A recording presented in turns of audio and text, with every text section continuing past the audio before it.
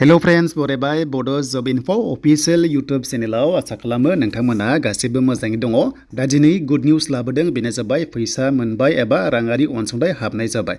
दा बेनो जाबाय आसाम गभर्नमेन्टनि अरुणोदय नोंथांमोननि किस्ति आरो लोगोसे स्किम गोदान एप्लाइ माब्ला जागोन नोंथांमोनजों आपडेट लाबोदों। आरो लोगोसे जाय नोंथांमोना रां मोनबाय थायो नेक्स्टआव खालामबावनांगोन नामा बेनि हिसाबै गुवारै नोंथांमोना आपडेट मोननो हागोन।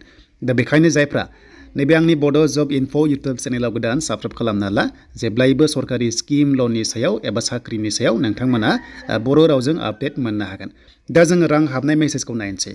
750 राङा मैया हाबबाय एबा 10 जानुवारियाव हाबबाय। जायखिजाया दाननि 10 अक्ट'आव हाबो नालाय बेनि राङा हाबबाय।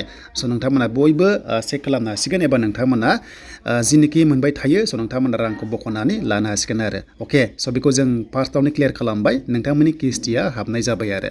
देन बेथ' हाबबाय। स' दानिया गोदान माब्ला जाबावगोन नोंथांमोननि फर्म साबमिसन एबा एप्लाइआ माब्ला जागोन। दा फार्स्टआवनो रोखा जाखा जे बे स्किमा अनलाइन एप्लाइ खालामनो हाया, जेब्लायबो अफलाइन जागोन। आरो दायो बर्तमान मा डकुमेन्ट्स नांगौ बेखौ जों नायोब्ला डकुमेन्ट्सनि आपडेटआव फैनानै जोङो आधार कार्ड नाम्बार 1आ नांथारगोन, बेनिफ्राय बेंक पासबुक आरो एकाउन्ट नाम्बारा नांथारगोन।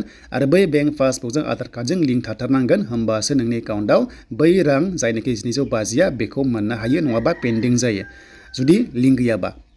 देन बेनिफ्राय रेशन कार्डआ नांथारगोन आरो इनकाम सार्टिफिकेट बेखौ नांथारला। स' इनकाम आरजिनाय बोसोरारि आरजिनाय सार्टिफिकेटआ बेखौ नांला आरो सार्कोल अफिसनिफ्राय बेखौ नांला। नाथाय रेशन कार्ड मोनसेजों मोनसेल' अरुणोदयखौ नोंथांमोना एप्लाइ खालामनो हायो एबा मोनगोन आरो। अके, स' बेखौ जों क्लियार जाबाय। देन बेनिफ्राय माब्ला एप्लाइ जागोन दासिम अफिसियेल आपडेट गैथ'वा। ब्लक लेभेलाव जेब्ला फैयो नोंथांमोना चेनेलाव खोन्थागोन, मानो होनोबा A to Z डिटेल्सआ ब्लक अफिसाव थायो। दायो जेबो अर्डार गैथ'वा, मानो होनोबा पन्चायत इलेक्सन जाहां जागासिनो दङ। स' बेखायनो बे पन्चायत इलेक्सन जायोबा जायखिजाया बे इलेक्सन जानाय एरियायावहाय MCC नाङा नालाय एबा मडेल कड अफ कन्डाक्ट होनना बुंनाय जायो। बेयाव जेबो स्किम साख्रि इन्टारभिउ लानो हाया एबा इलेक्सन कमिसननिफ्राय माने होआ आरो। दा BTCआव पन्चायत इलेक्सन जाया, दा बेयाव जागोन ना जाया दासिम जेबो आपडेट गैथ'वा।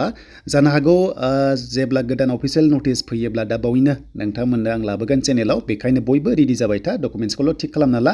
1.0 2.0 मोनखानायफ्राबो माने एप्लाइ खालामनांगौ बेनि बाथ्रा जाबाय।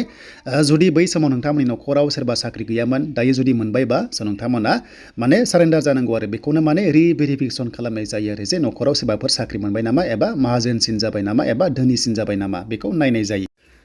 दा बेनो, जेबो गिनांगौ गैया। जायफ्रा मोनबाय थाखायो जुदि नोंथांमोना सेम कन्डिसन दङबा मोनबाय थागोन, जेबो गिनांगौ गैया। आरो जेब्ला गोदान फर्म साबमिट जायो भिडिअ मोनगोन। दायो जेबो अर्डार फैथ'वाखै अफिसनिफ्राय, जेब्ला जायो नोंथांमोना नैबे बड' जब इनफो यूट्यूब चेनेलाव मोननो हागोन आरो।